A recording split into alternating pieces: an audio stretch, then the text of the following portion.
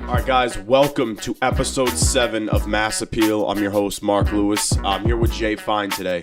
What's going on, guys? How we doing? What is happening to everybody, guys? What's going on? Guys, it's just a solo show today. Just me and Jay Fine. We have no guest, which is actually kind of refreshing for a change. Kind of challenges me to go to a deeper script. You know what I mean? Deeper show notes and stuff like that. But you know what? That's totally fine. We still got a couple of stuff. We're going to do a sports-heavy show. Mix them with some local stuff at the end. All right, so it's kind of half and half. First half, we're going to do some sports, local, national. Second half, we'll get into some pizza talk and some other stuff with like local food and shit. All right. To start today, Jay Fine. Coach K is done. He's done. That's it. It's really sad to see. You know what? I think he wanted that game. Obviously, he wanted that game so badly, but like you could see the hurt in his eyes afterwards. That was the first time Duke and North Carolina have ever played in the tournament. Isn't that weird? When I heard it, I couldn't believe it. It's just a thing you don't even really think about. You know what I mean? And then it's like it's this stat that gets thrown at you, and you're like, what? Like, you know what I mean? Not to mention that like North Carolina ruined his going away party at home at Cameron Indoor Stadium to end the regular season. They got his ass they got his ass this year, man. So yeah, it's tough, man. That's a tough pill to swallow if you're Coach K. How do you feel about Coach K? Because there's a couple of guys. I know the kid Reegs from Barstool hates him, and but Reegs is a Kentucky fan, which is like, please give me a break. So Coach K and Duke, I feel like are like very polarizing. You either love them or you hate them, right? I don't find many people that are like indifferent about them. You know what I mean? I think that like when it comes to Duke, can I not insert myself immediately into this? Like, yes, I'm honestly kind of indifferent on Duke. I swear to God. Yes, okay. Swear to God. I've never been like a hater. Yeah. But I never like loved Duke. I like JJ Redick a lot. Remember, I was a big JJ Redick fan in high school. Yeah. That's really like pretty much it. And I always like Grant Hill. Grant Hill was my like all-time like underrated, like if he didn't get hurt, NBA player or whatever. You know what I mean? Yeah. So look, they've had some good players come to the program. Like they've been successful for a long time. I don't really know why people don't like Duke. Maybe it has to do with the fact that they're like kind of like I think it's the fans. It could be the fans. It could be the fact that they're kind of like a preppy, like nose in the air type of school. You know what I mean? Maybe people like are put off by that, but I don't know.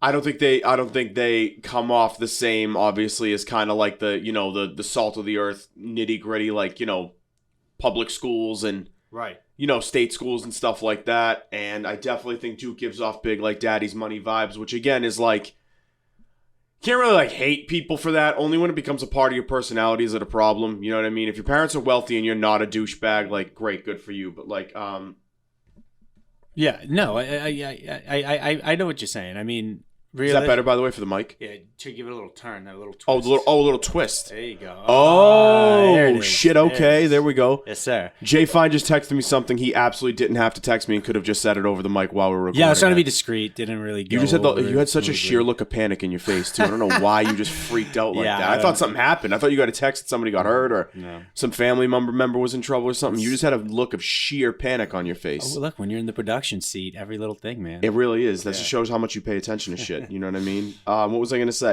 But yeah, no, I think that Duke is like, are they the Patriots of college basketball? I don't want to say this. I don't want to drag the Pats into this Duke comparison because I don't think it's fair to say it because I think there are teams that like in the last, say, 20 years, right, have had just as much success, if not more, than Duke, right? Whereas who's had more? More, I would say, I mean,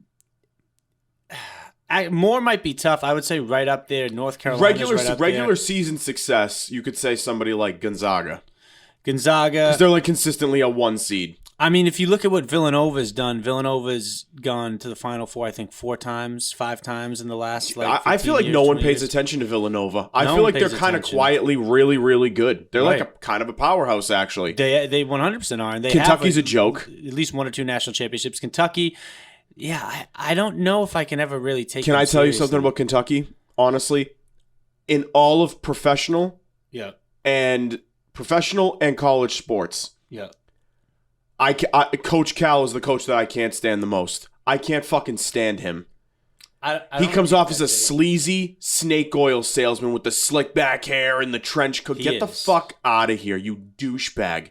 Like, I cannot. And he's always with the like players coach like, hey, you're unbelievable. We're gonna get you ready to go. And then he comes off as the guy who, like, tries to fuck your mother too. You know what I'm saying? Like, totally gives me off those kinds of. Coach Cal's a fucking. I'm sorry, snake oil salesman, decent recruiter.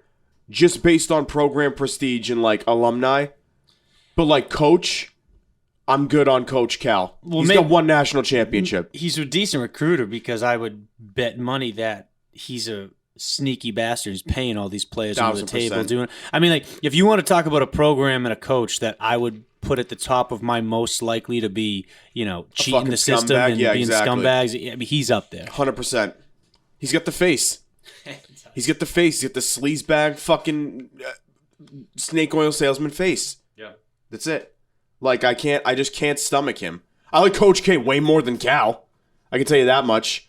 Oh, yeah, for sure. And people hate Coach. The exact opposite, though. Do you think he really is that patronizing to players, like, after the game? It's like always, like, finds a way to talk to the team's best player and stuff. That is kind of annoying. I do see that. So, look, part of me takes it as, like, part of me sees it and I'm like, okay, it's kind of like a sign of respect. Like, he's acknowledging, like, the battle that, like, his opponent fought. But he also strikes me as, like, you're right, but he also strikes me as, like, the Dwyane Wade type. Like, he always knows where there's a camera. Yeah. Oh, yeah. Always knows where the camera is. For sure. That's what made Dwyane Wade fucking insufferable. You know what I'm saying? Right. With the whole retirement tour. Did he ruin retirement tours, by the way? Dwyane Wade? Yeah. They haven't been the same since him. He's up there.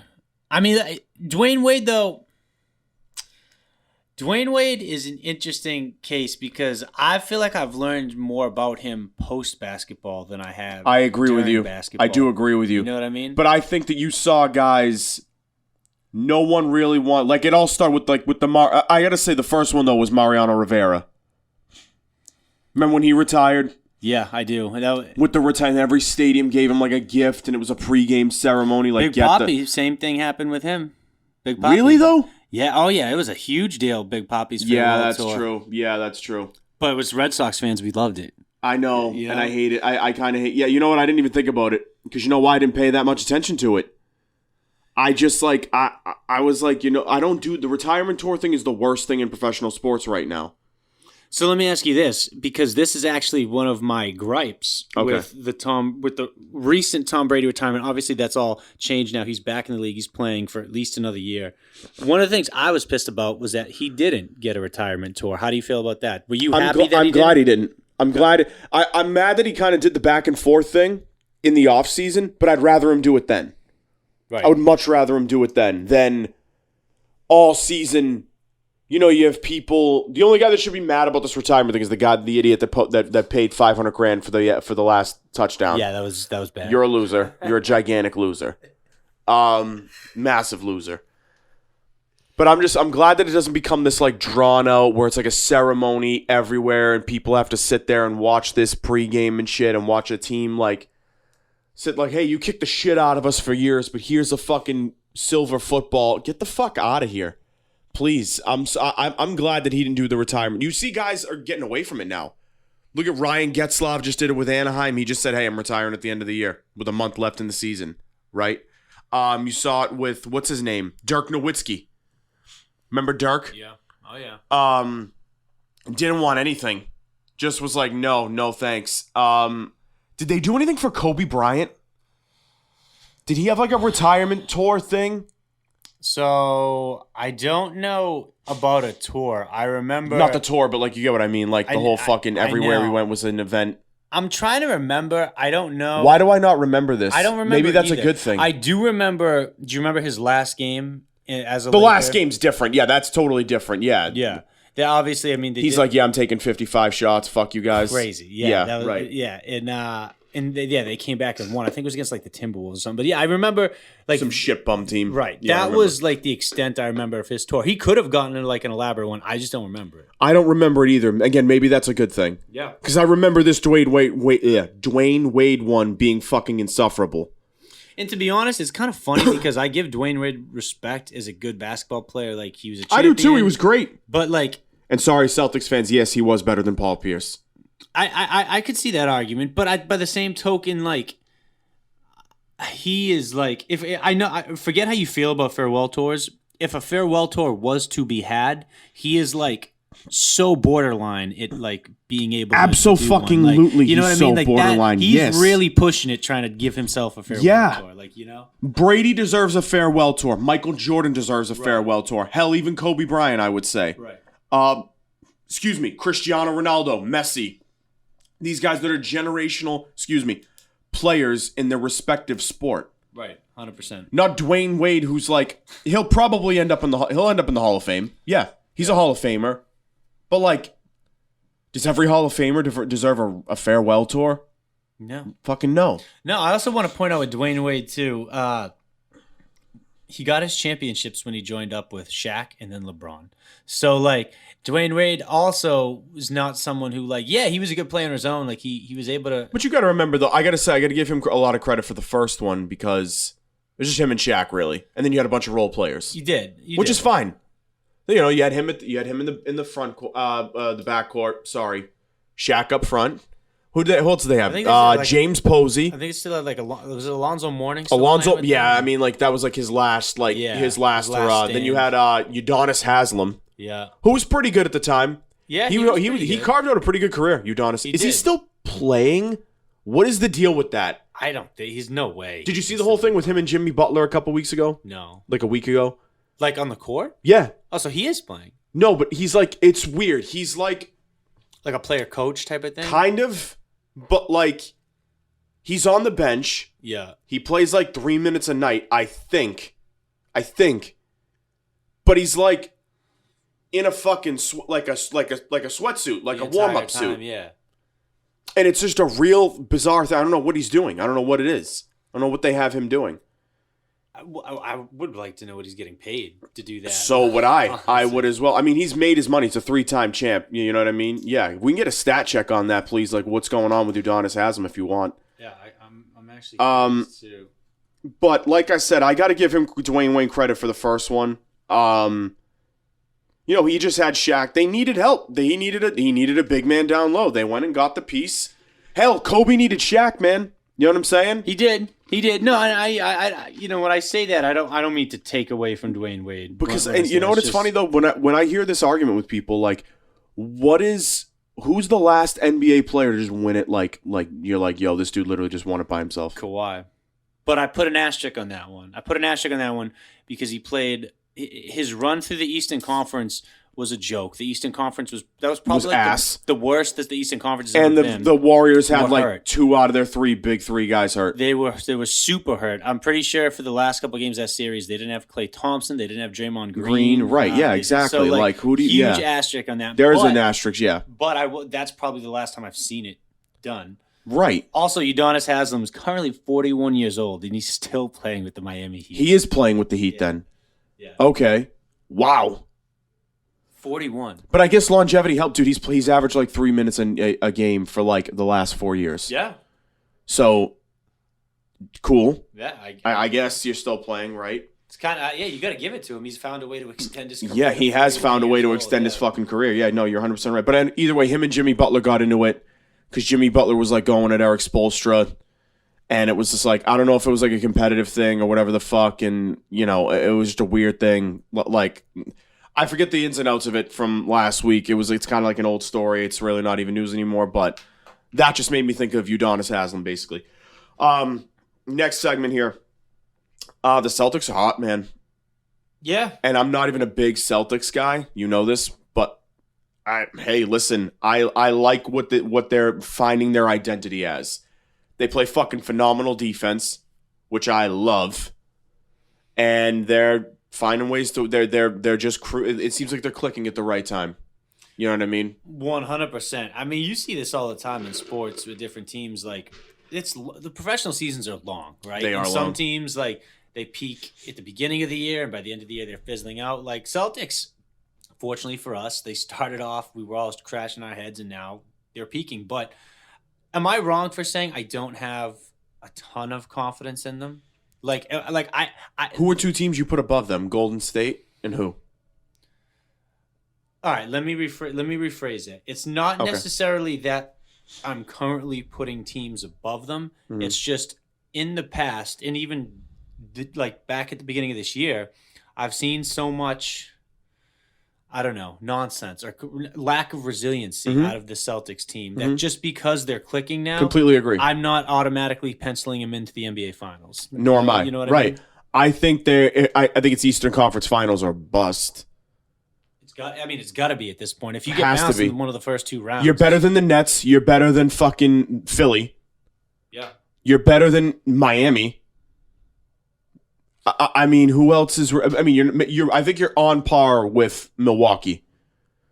With Milwaukee. Toronto is playing well, too. I don't know how, but they're the best defensive team in the league right now. Are they really? Yeah. Fucking how? I couldn't tell you. Siakam and Fred VanVleet, like who's even up there right now? Like who do they got? What do they got? To be honest, in a weird way, that's the type against this Celtics team, that's the type of team that scares me more than like a Brooklyn Nets or the 76ers. Like a team that has like a bunch of like selfless like nobodies that are out to prove something, that play good team basketball, they're well coached, they're airtight on defense. Yep. That team scares me more against the Celtics, or that like archetype of a team scares me more against the Celtics than like star-studded like Brooklyn Nets or 76ers. Like I think like Cleveland would be a tough matchup, kind of. I think Cleveland would probably be, in my opinion, I think Cleveland's the toughest matchup other than Toronto. They're scrappy, dude. They got an identity, man. Those guys are fucking Colin Sexton. I love Darius Garland. They got a good like group of guys over there. Also, dude, like, what? Forgive me for not paying this close attention to the NBA. Is Memphis still like cruising? Or did they come back down to earth? I don't want to speak ignorantly on that. I think they're still really good. They may have come back down to earth a teeny bit, but they're still top of the. I mean, Ja Morant's a top 3 player in the league. Ja Morant reminds me of a young Kobe Bryant. Yes, he does. Yep, he's athletic at the hoop. So athletic. Shoots pretty well. Killer he's instinct. Quick. Yeah, killer instinct. He's a closer. Oh, where do you put Chicago? Still a good team. I mean, they kind of remind me of the Celtics, just with a little less star power. I would agree. That again, that's another scary team. Like the East to me is filled with scary teams that have the potential to like come together that just don't get any attention because of their lack of star power. Like seriously, the Celtics I think are the best of those teams. Doesn't mean you can't get caught though. No, it doesn't. No, it doesn't at all. You know what I mean? And I think this Robert Williams injury is going to end up being all right. I think it's gonna be fine. I think it came out that he's pretty good to go. As far as this injury not being like a long-term thing or hindering him into the playoffs, it seems like this meniscus tear ended up the best way it possibly could, which good, thank God. I mean, here's the thing: even without him, you're still fucking really good. You are. I do think you need someone like he's grown and matured so much. He has. I mean, it looked like he was going to just be like an okay like role player, and like no, the dude's like a star. He is. And like part of it too is like he has that quick first step, that athleticism, that ability to get up off the ground like a half a second quicker than anybody else. Kind of like Joel Embiid does, but no, he's obviously not as good as Joel Embiid. Right. No, but all right, with Joel Embiid, like Joel Embiid's like he's big and he's strong and like he's crafty, right? Would you trade Robert Williams right now with like an asset for Joel Embiid? Yes. I love Joel Embiid. I've grown to like Joel Embiid. I used to think he was a fucking tool, and now I like Joel Embiid a lot. I love his mindset. I love his mentality. You know why? Because you know where I respected Joel Embiid the most? One, because he fucking hates Ben Simmons. Two, when somebody asked him, like, what's it like with this rivalry that's building with you guys in Boston? He's like, there's no rivalry. They kick our ass every single time. And I was like it is. This guy fucking gets it. I respect that guy 100% because he's right. He was right. But you know what else he does, though, which I love, which we've talked about this. You don't see this enough in professional sports, especially in basketball. is he is still down to not like I know he made that comment about the Celtics, but he's still down to have rivals and have enemies on other teams in like other. Oh, he players, doesn't do you know what I like mean? the Instagram posts after game and shit like that. Like, yo, tweeting each other, yo, my boy, you out here? No, like get you the are fuck his out when of- you play against him. You're you are his mortal enemy. You are his and mortal I love enemy. that. I love That that. used to be the mentality of NBA everyone players, in the right. fucking NBA, besides like 3 guys. Yeah. Which is fine. I get that. You know, guys play against each other a long time. Right, You know what I mean? journeymen who played on 20 different teams in their career. It's even it goes past like Bird and Magic later in their careers. We're like, all right, we kick the shit out of each other for like 100 years. Like, I get it. You know what I'm saying? Right. But I like that Joel Embiid's not trying to fucking be friends with everybody. And you know who else I love for that exact reason too? Giannis. Nikola Jokic. Oh no, Jokic. He was actually I was 100%. Nikola Jokic and Giannis. Yeah, they both they all hate everybody, and I fucking love it. And notice they're like the 3 best fucking players in the league. I know, it's crazy. That's the common denominator. These guys aren't out here like KD trying to play with everybody and be friends and yada yada yada. Whoever Kyrie Irving's a fucking weirdo. Like all these other guys, I think we're getting out of the least likable superstar era in the NBA. I really hope so. The era of like Carmelo Anthony, James Harden, Ben Simmons is young, but no one's ever gonna like him. Kevin Durant. Yeah. Trying to think of who else. That was like a buddy fucking super teamy type of guy. Ray Allen, super teamy. But Ray Allen was kind of super teamy. I'd say, LeBron, LeBron. Someone like against his will, but Russell Westbrook. But even still, I don't think people like Russell Westbrook to begin with. I've never met someone who's like a massive Russell Westbrook fan. Dwight Howard. Even though I respected Dwight for the Lakers run a year ago, Dwight was a big part of that team. Yeah. Is he a Hall of Famer? No, I don't think. Wow, really? I don't think so. Doesn't he have a couple DPOYs? He's got a couple championships. He's got one. He's got. Doesn't he have 2 titles? If I'm not mistaken. While you're looking that up, I have to piss really quick. Yeah, absolutely.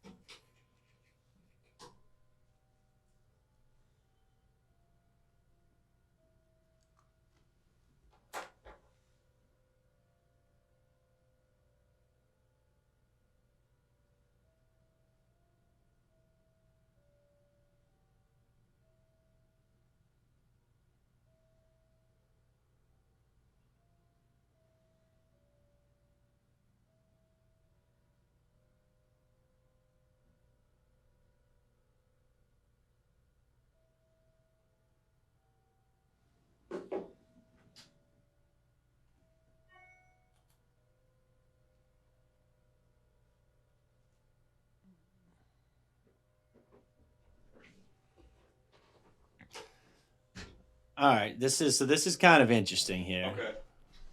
A little interesting. He's got a better resume than you might think, by the way. He does. So I will say, interesting. I forgot that he was the first overall pick of the draft in 2004. He was the first overall pick. He was the pick? number 1 overall pick. Never realized that. Was he worth it?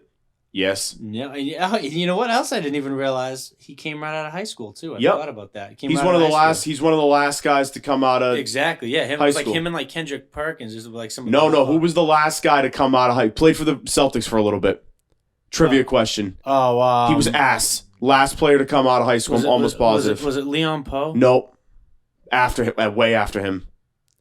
This guy was on the Celtics as of like 4 years ago. I'm pretty sure. The last player to come out of high school. He was like a role player. He sucked. Who? Amir Johnson. Was he the last one to come out of high school? I'm almost look it up. I'm almost positive he's the last. Now that you say that, it does ring a bell. I'm almost positive it's Amir Johnson. I could be wrong, but I'm almost positive it's him. Okay, all right. Well, so Dwight Howard was Mr. Georgia basketball 2004. Came out of Southwest Atlanta Christian Academy, if I'm not mistaken. You like that? You like that, Jay Fine. Yeah, that was a great snipe. Yep, that's a snipe. I remember Dwight coming out back in the day. Yeah, that was wow. So yeah, he comes out. He has only won one NBA championship, right? He didn't win one with Kobe? He didn't. No, he won. Oh, no, right. He was there in like 2011, that 2012. was Bynum. You're thinking of Bynum. Yeah, you're right. It was Bynum. Yeah. I can't believe Bynum has an NBA championship. Oh, my God. I forgot he was alive. I know. Crazy. Holy shit. But, all right, Dwight was an NBA champion in 2020. 8-time NBA All-Star. 5-time All-NBA first team. Yeah, this guy's a Hall of Famer, man. 3-time NBA Defensive Player of the Year. This guy's a Hall of Famer, yes. 4-time defensive NBA All Defensive First Team. Sounds like the Hall of Fame. He was the 5-time NBA rebounding leader. 2 times Jesus block leader. Christ. He was a slam dunk contest champion. Could you make a guess? Could you make a? I don't know what I completely just blanked on the phrase here. Could you make a case? Sorry, I don't know how that just took me so long to process. That he's like better than Draymond.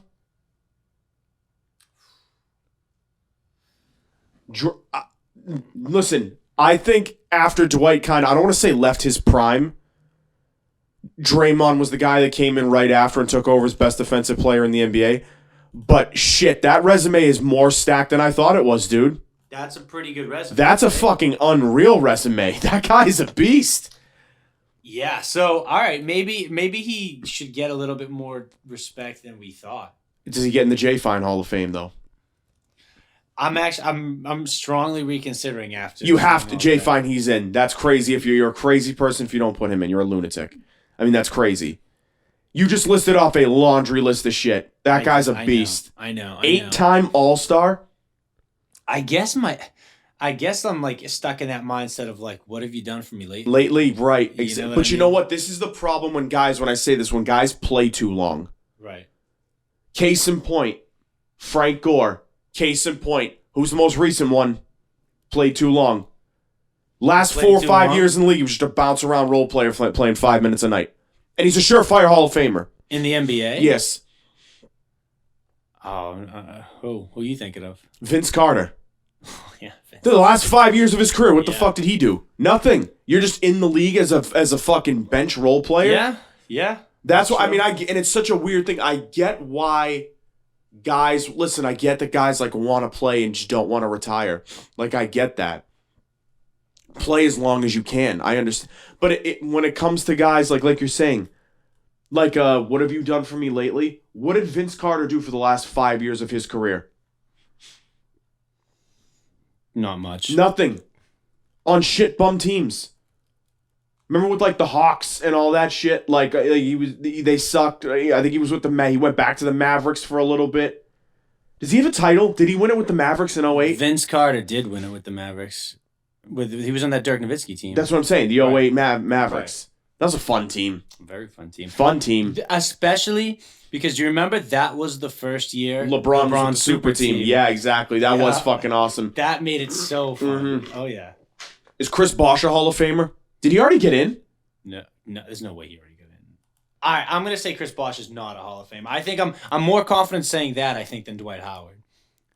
You want to look up? Yeah, let's see what Chris Bosh is working with. Yeah, because these are all clip worthy, by the way. Let's see. I'm gonna go with yes, because I think his resume actually surprises people. Yes, he's a 3-time NBA champion. Let's see, Chris Bosh.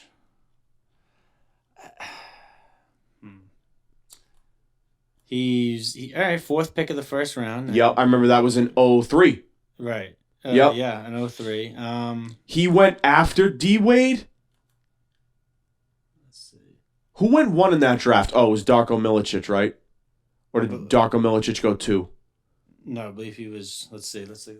Yeah, the 03 NBA draft. That was a great draft. Melo was 1.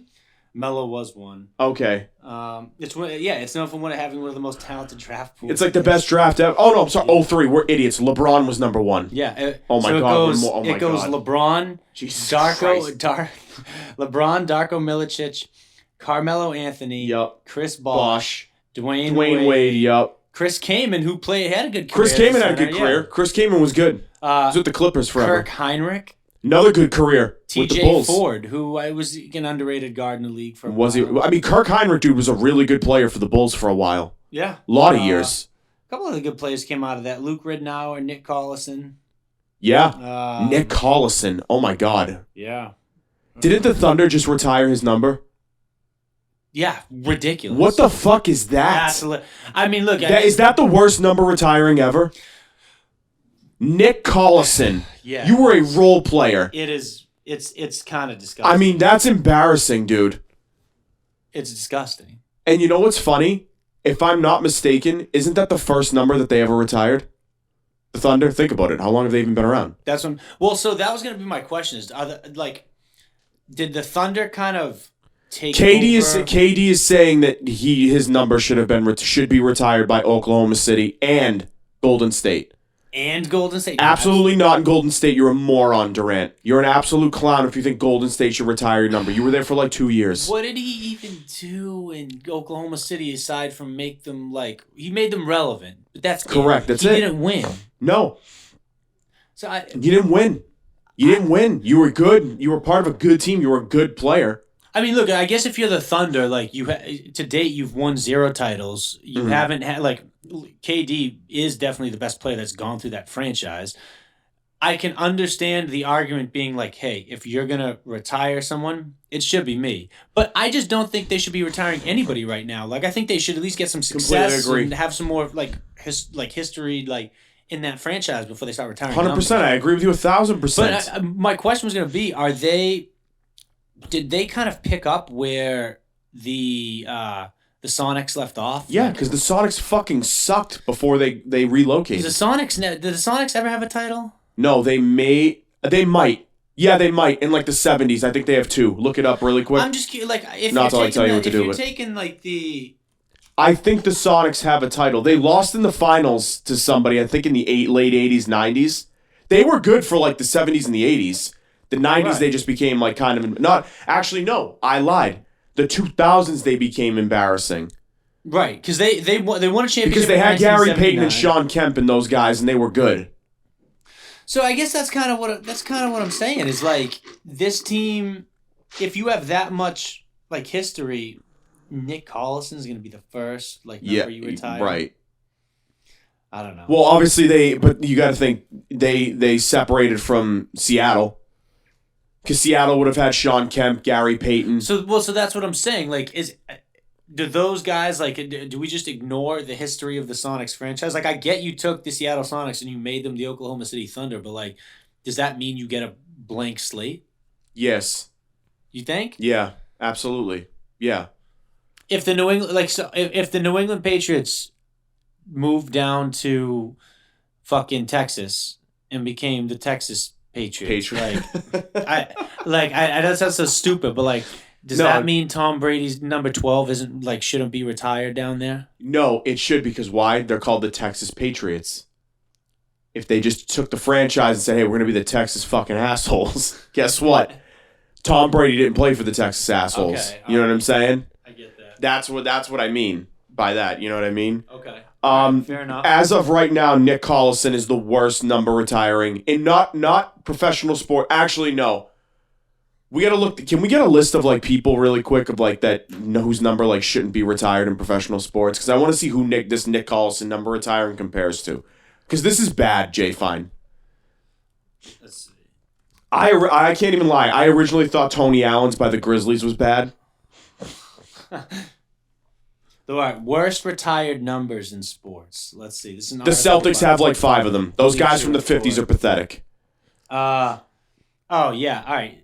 Let's just run. You want to run through this list real quick? Yeah, of course I do. All right. It's 25. Number 25 is how the entire NHL retired Wayne Gretzky's number. No, that's bullshit. That should absolutely be retired. He's the greatest player in the history of the game. Should the NFL retire 12? Should the NBA retire 23? I wouldn't hate either of those. I wouldn't hate either of those. They're your sport's highest achievers. They are, but if I was on the North American Mount Rushmore of professional sports, the 4 major American sports, Brady, Michael Jordan, and Wayne Gretzky are on that Mount Rushmore. I get it. It's just remaining to be seen on who baseballs would be. I get it. But I can understand being one of the franchises. If I'm one of the franchises he didn't play for, being what? Cool, I respect him, but he did nothing for my team. Why? But you know what though? It would be so weird to see. Especially listen, if he wore the number 7 or like 14 or like 22 or some common number, I would say no. But he made 99 his own. He was the first guy in the league to wear 99. True. He made it his own. You know what I'm saying? And I think that I have no problem with that. I have absolutely no problem with that personally. Well, all right. I mean, let's see if you agree with the rest of them. Number 24 is Reggie Jackson in the Yankees. He was only there for like 4 years. Yeah. I also don't know that they won did they win it in 77? He won 2 World Series and an AL MVP in 1970. But he was only there for like 4 years, right? Because he hated Billy Martin, then he went to the A's. Right. Yeah, no, his number should not be retired. Think about the guys that are retired by the Yankees.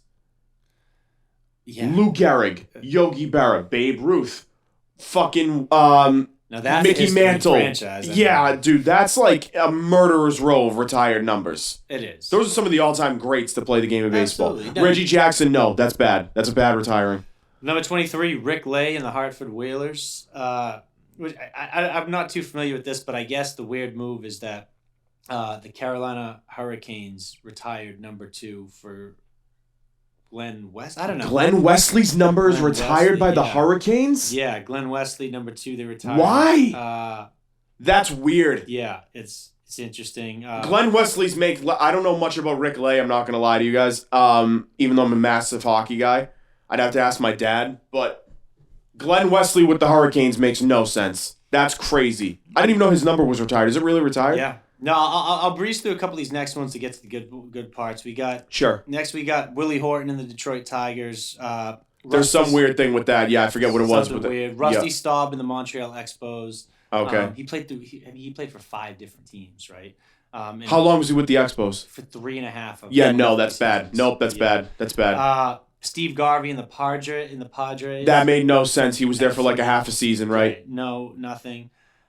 Jimmy Reese in the Anaheim Angels. Who the fuck is that? Reese, he only played 3 seasons in the MLB. That's all you have to say. Yeah. That's all you have to say. Did he die? No. Okay. He became a coach, I believe, after. Okay, that makes even less sense. Yeah. If he died, it makes sense. Randy Jones, San Diego Padres. Can you give me a quick rundown on that? He was a pitcher, and he had a losing record overall. He was 123. Yeah, but was he there for like 80 years? No, he has a Cy Young to his name. That's what it is. That's still no. Yeah. Get the fuck out of here. Roger Maris with the New York Yankees. He wasn't there for as long as people think he was. He also wasn't. His career wasn't that great. No, so he played for the Yankees for 7 years, and he only had 2 good ones. That's what I'm saying. Yeah, no, Maris should not be, and he was. He's not even in the Hall of Fame. What was it? Right? He shouldn't be in the Hall of Fame. What was his What number is 9? 9. That's right. Number 9. That's a big number too. Big number. Yeah. No. Ray Bourque in the Colorado Avalanche.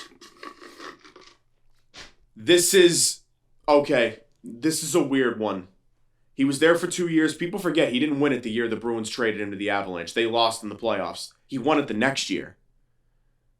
I would not have. I don't know.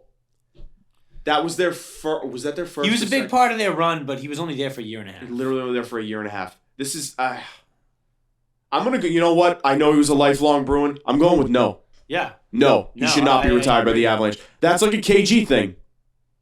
Right. Same thing, kind of. I agree. KG a little bit longer, but same principle. Right, same principle. Number 15, Tom Brookshire in the Philadelphia Eagles. The fuck is that?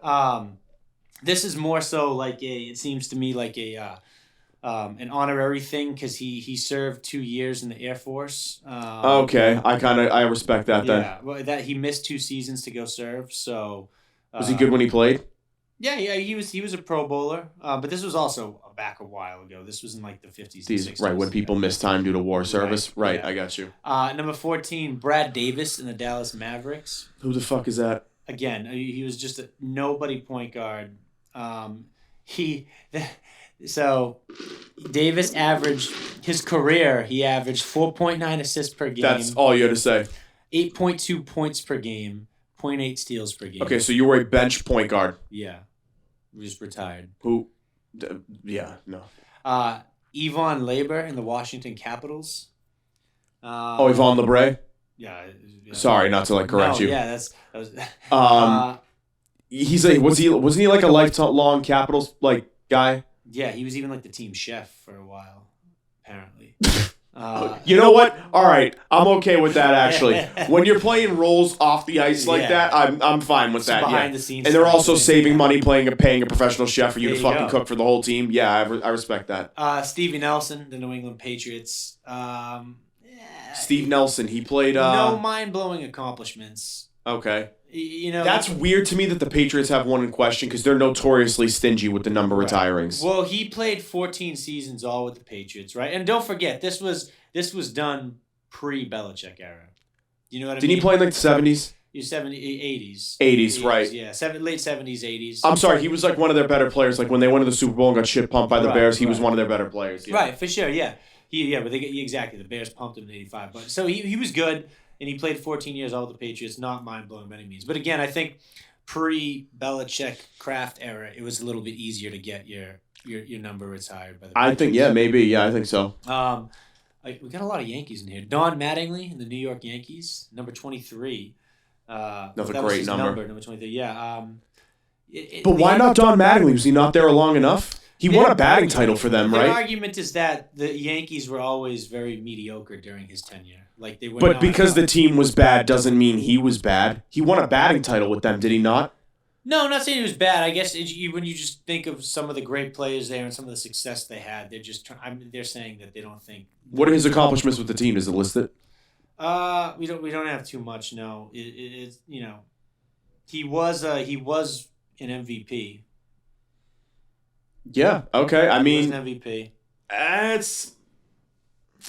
It's tough when it's a franchise like the Yankees. Right. It's tough. That's what makes it tough. You're saying the Yankees. Yeah.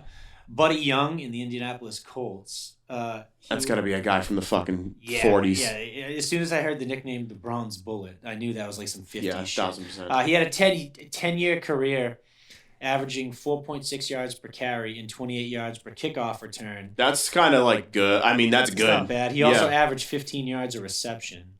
That's good. Yeah. This guy might not be that bad. I mean... But he only played 3 years. Okay, nope. Never mind. Yep, forget that. Unless he went to World War II and died. No, did not happen. Okay. So we're in the top 10. That was number 10. Number 9, Wade Boggs in the Tampa Bay. Yeah, that's embarrassing. Yeah, that's bad. He was there for like 2 years. Yep, that was bad. They just you know what's crazy? Didn't the Hall of Fame put him in as a Devil Ray too? Ooh, if I'm not mistaken, I think he went in as a Devil Ray, which is fucking insane if that's the case. Yeah, that's disgusting. I mean, they were just looking for anything to hang in those rafters. Why would you even want that if you're Tampa Bay, though? I don't understand. I don't know. Number 8, Vinnie Johnson in the Detroit Pistons. Okay. He was a sixth man for the Pistons on their championship teams in 89 and 90. Did he play there his whole career? I don't know if he played his whole career. It says he wasn't even good enough to start. Yeah, but they were loaded. That doesn't mean he was bad. You know what I mean? No, but I don't know.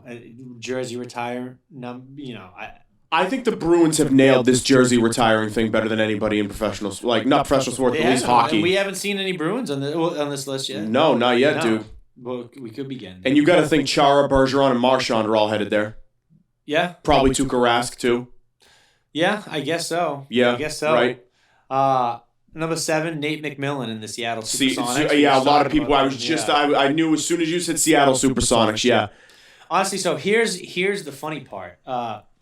They do a little player comparison here. They go, okay, player A for the Sonics averaged 5.9 points, 6.1 assists, and 1.9 steals in 12 seasons, right? Mm-hmm. Player B averaged 16.3 points, 6.7 assists, and 1.8 steals in 18 seasons. So same number of steals, slightly higher assists, 3 times higher points.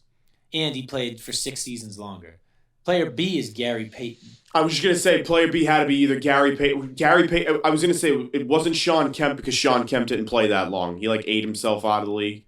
But Gary Payton was around. Remember he was on those Miami Heat teams later in his career? Yeah. A lot of people forget they had Gary Payton, the glove. Exactly. So, but Gary Payton's number is not retired by the Sonics. What? But are you fucking shitting me? Nate McMillan's is. How is Gary? He's the best player in franchise history. Guess that's why they got a bitch about it. That's fucking crazy, man. That's a shame. That really is a shame. No, that's a little ridiculous. And then when they give you the stat comparisons, that puts it into perspective too. Like, that is staggering. Yes. Nate McMillan was cheeks. So yeah, literally, and his number's retired. Gary Payton. Literally like bench player, role player, like cheeks level. Like you suck.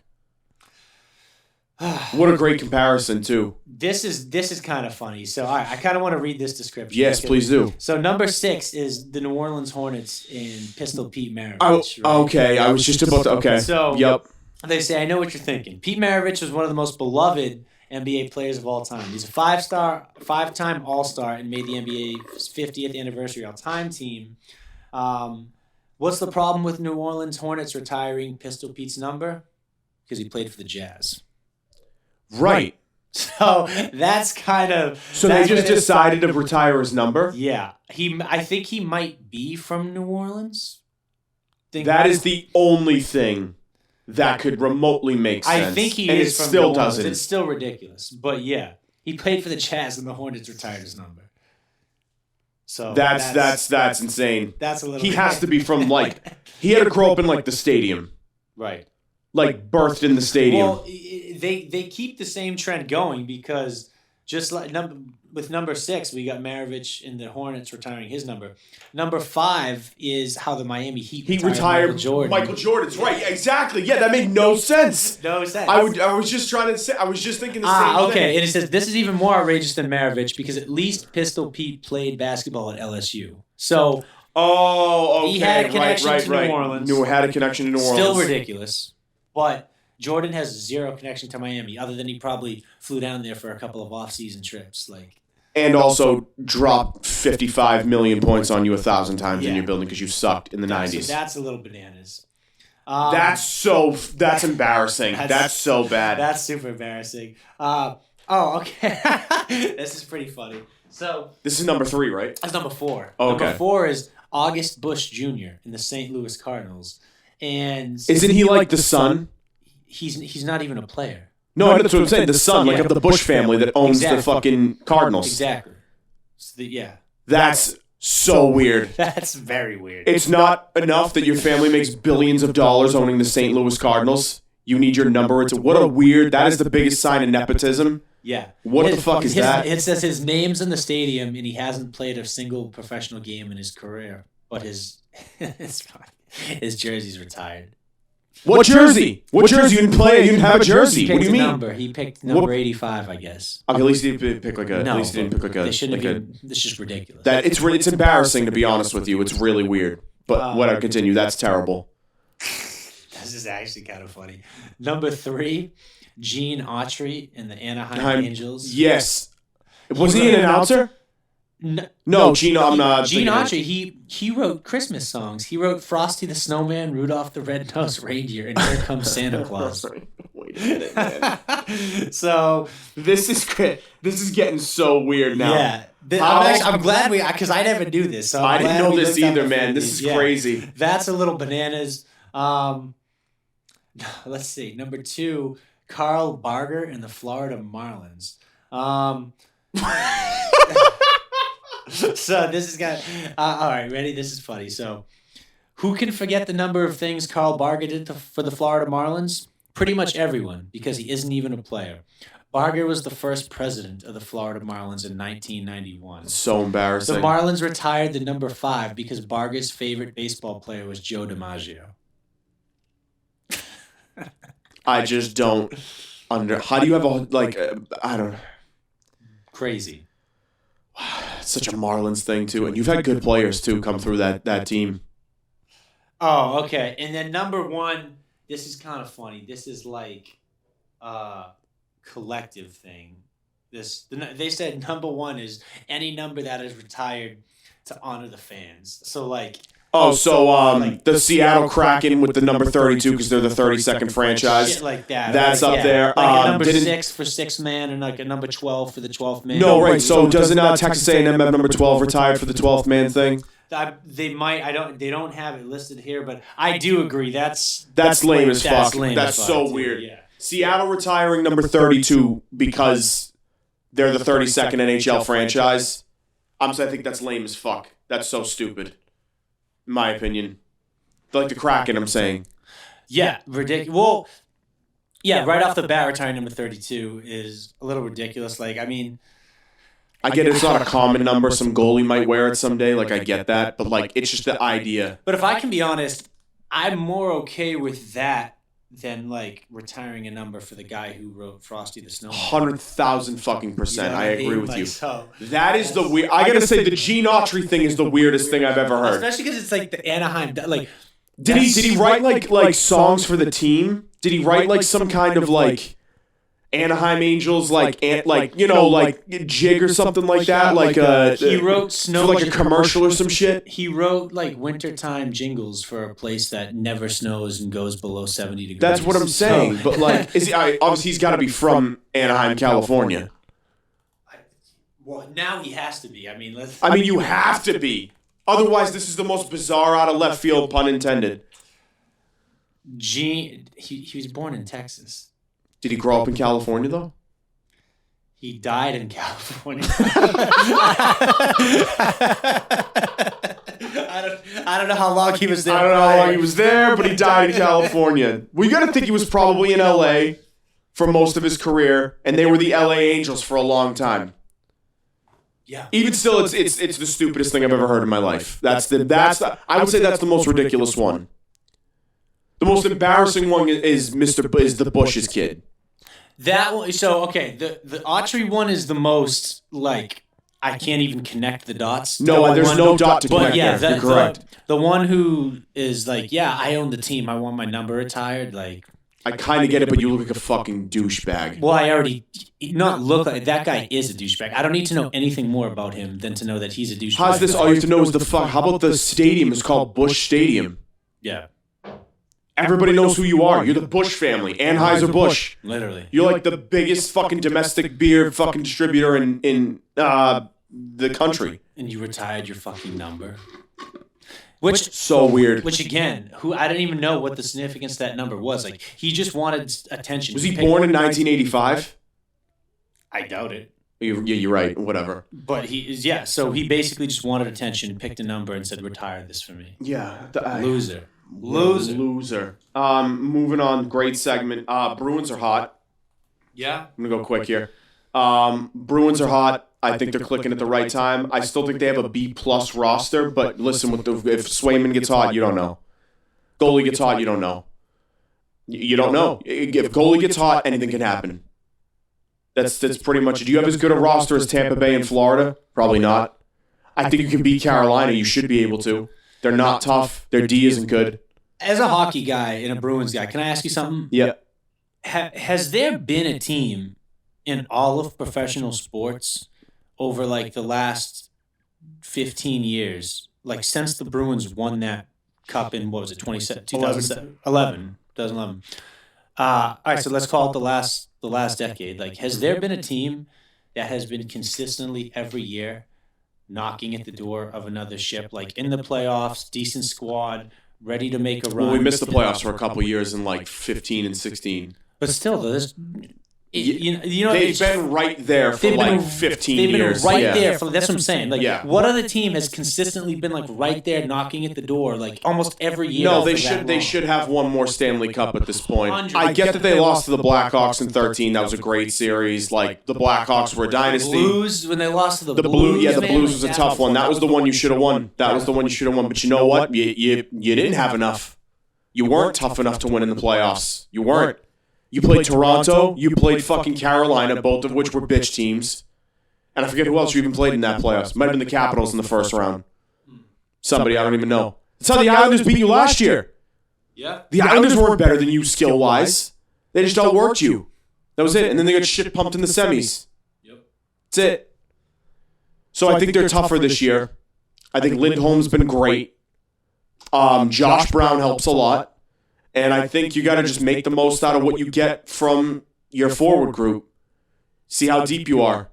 See what you get. That's it. You got to just throw it at the wall here and just go. Yeah. And that's it. Pats still suck. Yeah, I don't care about Devontae Parker. Do you? No. It's embarrassing in comparison to all these other moves. He's 29. He's hurt every year. He misses 6 games a year. I'm good. I don't care.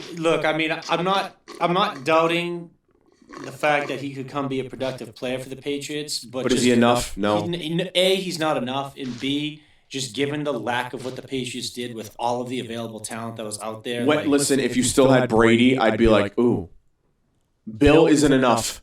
There's no Bill effect. There's a Brady effect. There's no Bill effect. You know what I'm saying? There's no player that comes here unless it's like a defensive line, somebody on the defense, maybe like a linebacker or a pass rusher or something, that Bill can get the most out of. I agree. Skill position players? No. There's no. If you brought look at Wes Welker, that's the Brady effect. Edelman, Brady effect. Right? These guys that ended up being like good, like the Deion Branch, Brady effect. Yeah. These guys would have been fucking. But look what happened when Deion Branch left and went to Seattle for that like year. Matt Hasselbeck, bum. You know what I'm saying? Yeah. There's a Brady effect. There's no Bill effect. For skilled players, at least. You know what I mean? Does Tiger make the cut? I go, yeah, because I don't think he would be playing if he didn't think he could. You took the words right out of my mouth. I'm saying yes. Look, all this. His leg. Is he gonna be? Would he be ready to play? All that shit. The guy. Yeah. When was the last time he played? It's theater. I mean, it's all theater. Of course it is. Tiger Woods would not be there if he didn't. Not only was he healthy enough to play, he was healthy enough and playing well enough to win. Yeah. He's not an idiot. He's not going to show up there and embarrass himself. He doesn't need the fucking money. No. Tiger Woods is there because he's also not like desperate for a championship. Doesn't he have 5 wins? Does he have 5 Masters? Something crazy. Yeah, I think he does have like 5 Masters, right? This is, yeah. 02? And he just comes to play at the Masters. It's just different. Right, it's it different. is. You know what I mean? Like, for him, it's like I just never doubt that he can come and put on a performance there. So I agree. He's got that going for him.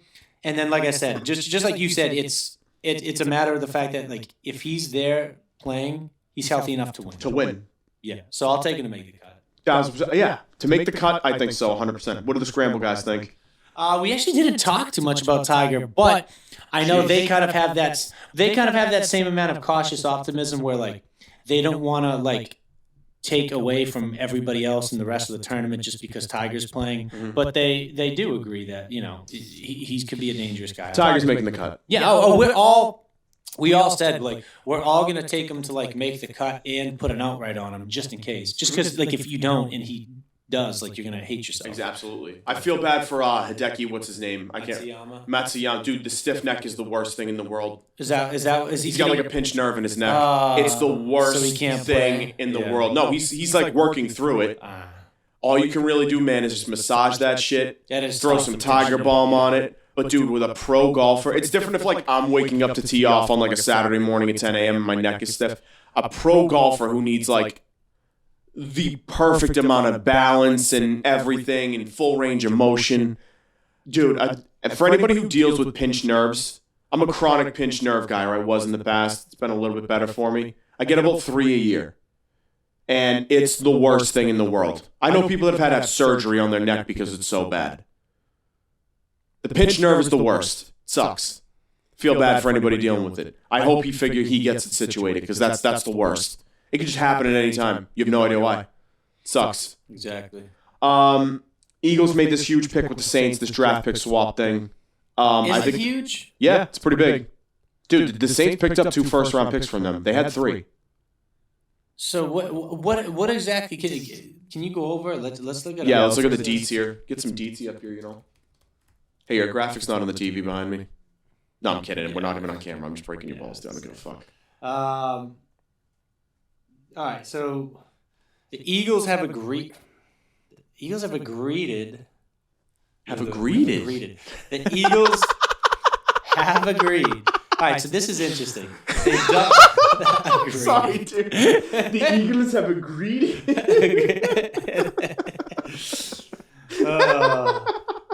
I'm sorry. Keep talking. I'm sorry. I've never said that word in my life. Yeah, that was electric, man. Oh my god. So this is very okay. So the Saints received 222 first-round picks, number 16 and 19, and a 2022 sixth-round pick. Yeah, the Seagull. Listen. I'm sorry. The Eagles had 16, 18, and 19, if I'm not mistaken. Yes. Right? No, 16, 19. 16 and 9. Yes, they did. Yeah. And now they just have 18. Right. Okay. I mean, I get why the Eagles did it because it's like, dude, you were a playoff team. It's not like you really needed a ton of help. You know what I mean? Now you're just databasing yourself for the future, and now you'll have healthy drafts for the next 3 years. Which, good for you, yeah. You might not have needed 3 first-round picks this year. I kind of like it because this is one of the worst drafts in a while. There's not a lot of talent in this draft. Really? Yeah.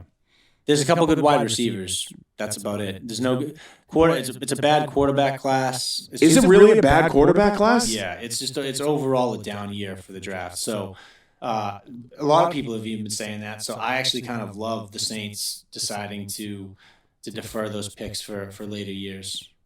Well, you mean the Eagles? Sorry, Eagles. Yeah. Yeah. Take a shot in the first round. You know what I mean? See which is address a need, hope for the best, and then go from there. I get it. Ryan Whitney's take on skilled players in the NHL. Did you see this? I did. So he actually he basically went on and was like, because after this whole thing with the Coyotes and the Ducks, did you see this happen? I didn't know. So the Ducks are up 5-0. There's 2 minutes left in the third period. Sorry, wow. Puck goes on net and Zegras is digging at the goalie. Now huge scrum breaks out. Somebody cross checks him in the back, and then Jay Beagle jumps on Troy Terry and starts wailing on him, punching him. And he cut Terry up pretty bad. He's got a big cut on his eye, really kind of fucked him up.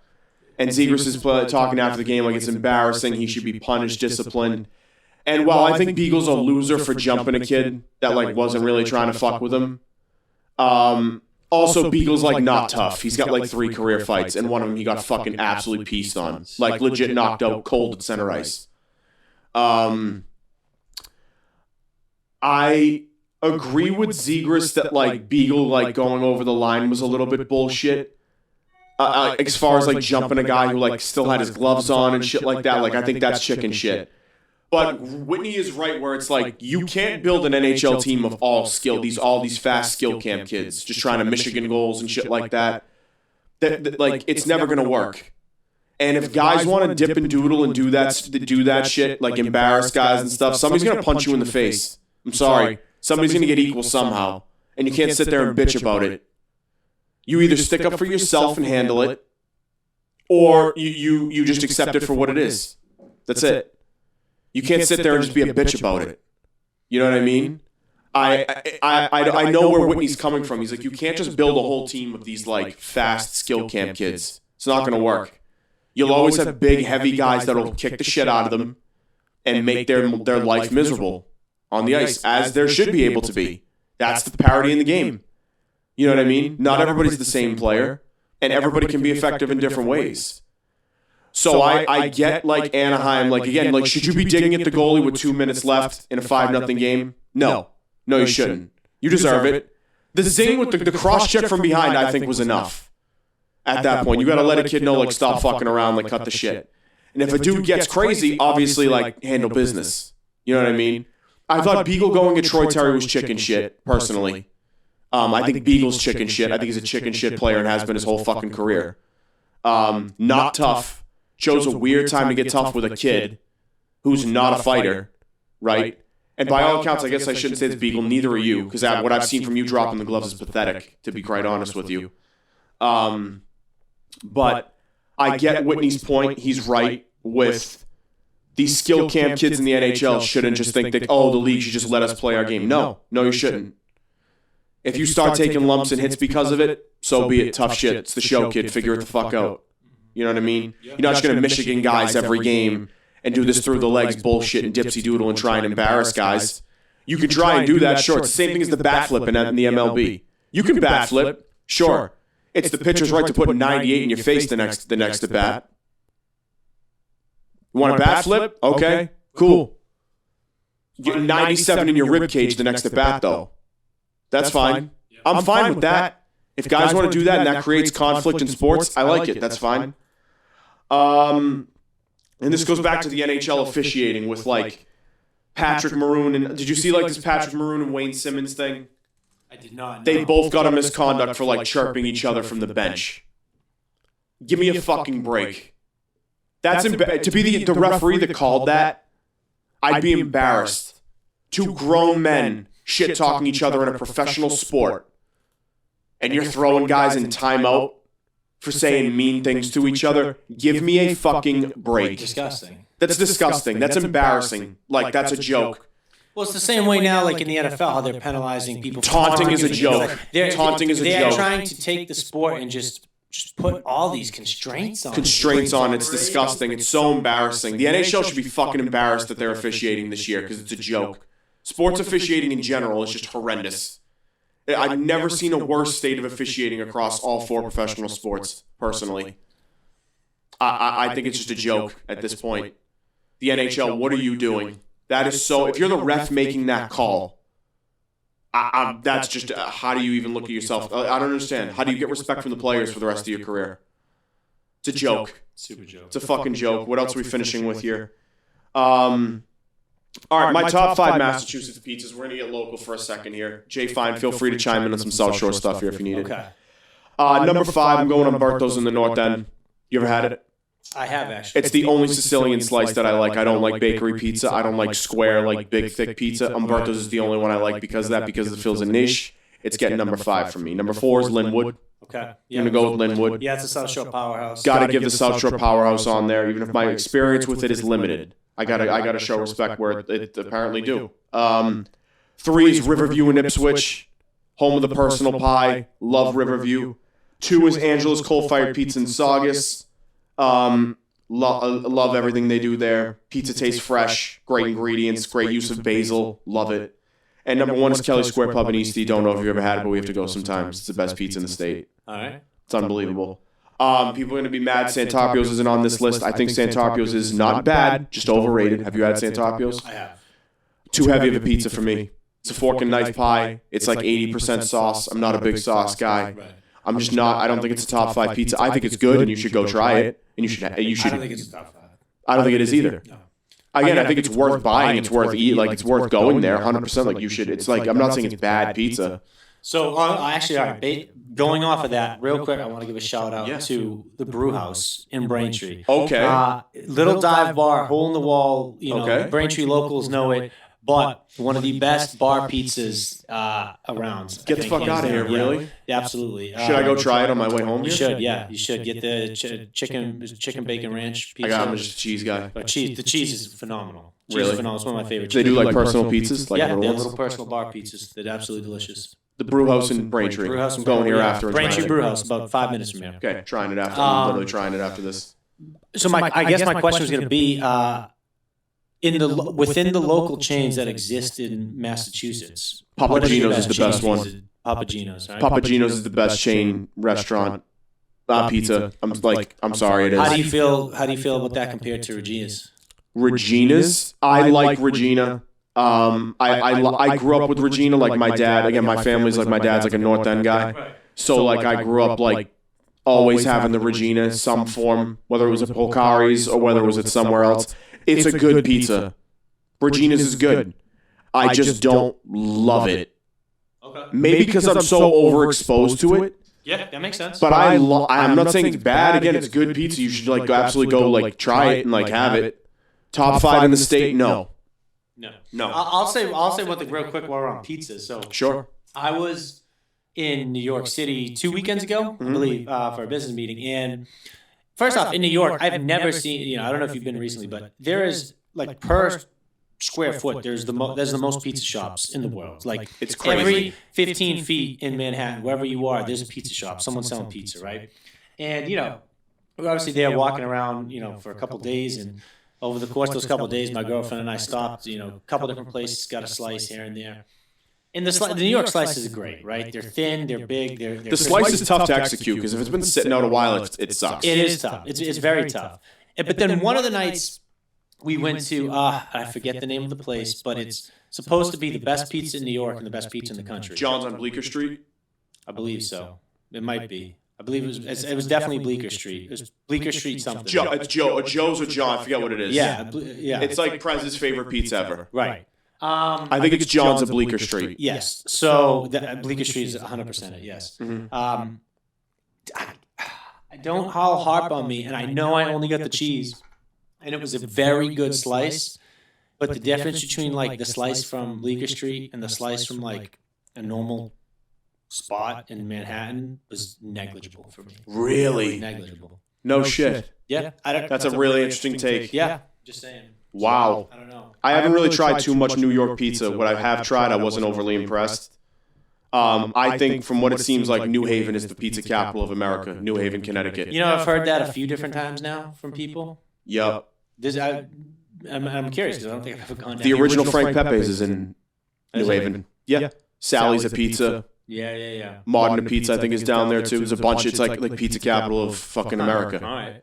New Haven, Connecticut. Imagine that. I've heard a few people say that before. Yeah, Press says that. You know what I mean?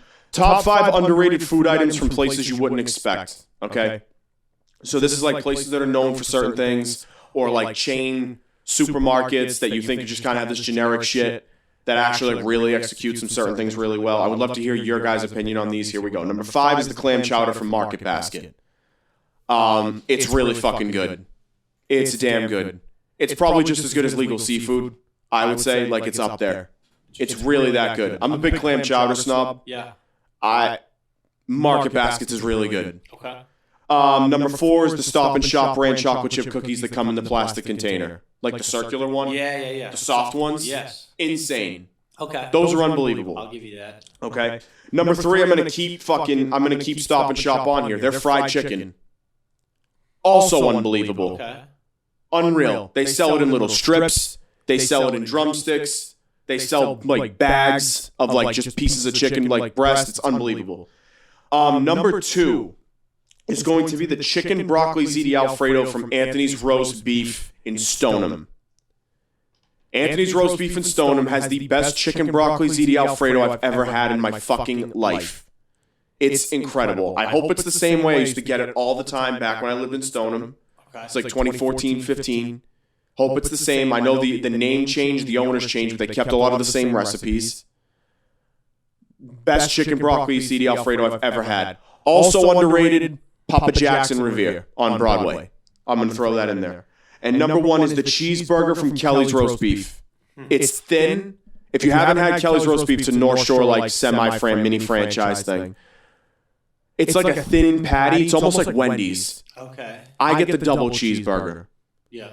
The way they do the cheese is perfect. The bun is fucking perfect. The ketchup is perfect. Like the patty's like crispy on the outside.